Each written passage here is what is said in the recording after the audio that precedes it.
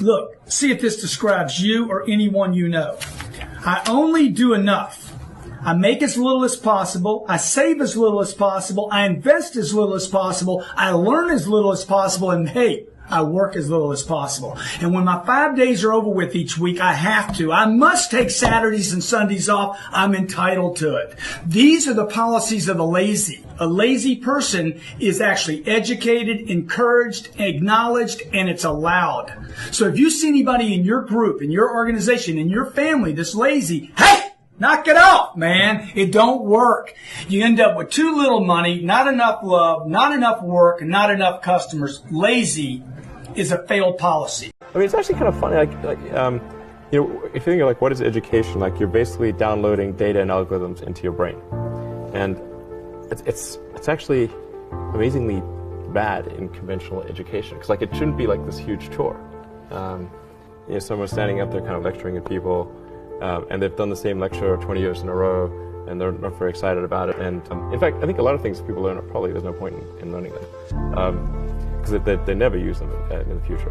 Because a lot of kids just in school kind of puzzled as to why they're there.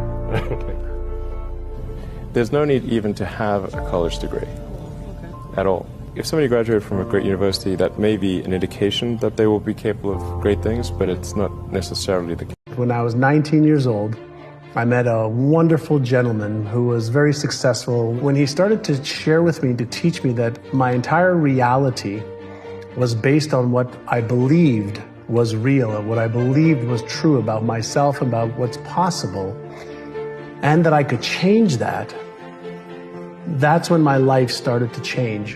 And he said, if you start to change the way you think and you start to learn every day for 1 hour to upgrade your knowledge and your skills, and then you take action every day on the things that are the most important instead of all the different things that you can do. It says if you focus on doing 3 to 5 things every day towards your goals, he says in 1 year, you'll be at a totally different destination. 5, 10 years, your life won't be the same. I thought I was ready in 97. Right. And I didn't have a major record company market to promote my project until 2003. Right. You know, so for that time period, I had to run on my own energy. You know, I had to convince myself that I'm going to make it. You know, regardless of how people felt at that time, there's going to be points that people are going to mistake my confidence for arrogance because I've had to. They don't understand the process of it and how much I had to believe in myself in order to make these things happen. I feel like you can will yourself into a good space.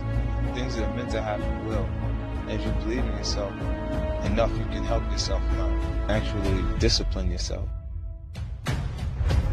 We started Quest Nutrition in 2010, just as we were coming out of the Great Recession. I was wearing a hairnet and a lab coat every day, and my employees were former gang members, ex-drug dealers, felons. We were in Compton, and we literally told everybody in the neighborhood, I don't care if you've been convicted of a crime. I just want to know if you're willing to bust your ass to change your life. And if you are, you're going to get an interview. And I'm not going to ask for your resume. I don't care about your resume. Your resume tells me where you've been. It doesn't tell me the price you're willing to pay to become somebody new. Every belief that you have is a choice. I choose to believe that human potential is nearly limitless, and this was the belief that changed my life, because once I realized, so it's not about who you are today, it's about who you want to become and the price you're willing to pay to get there. And I promise you, the day that you're willing to pay any price, you'll achieve what you want to achieve. If you truly believe that human potential is limitless, what do you want to become? And what price are you willing to pay? It's not easy. If it was easy, there'd be no Kerry Washington. If it was easy, there'd be no Taraji Henson. If it were easy, there'd be no Viola Davis.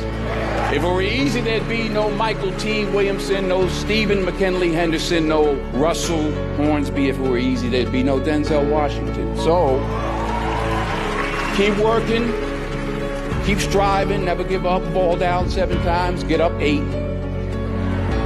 Ease is a greater threat to progress than hardship. One of the big things that all startups do is they lie to themselves over and over and over. Mine's faster, mine's cheaper, mine's better, mine's this, mine's that. No, it's not. And the reason it's not is because whoever it is you're competing with, it's not like they're ignoring you. It's not like, oh my goodness, this guy just started on Shopify in the startup competition. He's doing $1 million this year. Woe is me, I might as well close up the doors. What are they doing? I'm going to copy what they're doing. And now you've got to stay ahead. And so, you've got to be very careful as an entrepreneur to be brutally honest with yourself. And those are some of the things that you'll hear from me as a mentor, that know what you know what you don't know, but you've got to know your business. An unusual amount of time with my grandparents, and especially with my grandfather on the ranch. So he had a ranch in South Texas, and I would spend my summers there from age 4 to 16. And it was useful. I was a handful, I'm sure. And anyway, he created the illusion for me when I was 4 years old that I was helping him on the ranch, which of course could not have been true, but I believed it. And then by the time I was 16, of course, I was actually helping on the ranch. I can fix prolapsed cattle. We did all of our own veterinary work. Some of the cattle even survived. And so one of the things that's so interesting about that lifestyle and about my grandfather is he did everything himself. He didn't call a vet if one of the animals was sick. He figured out what to do himself. And so what does it mean? No delegation? Being resourceful, I think, is if there's a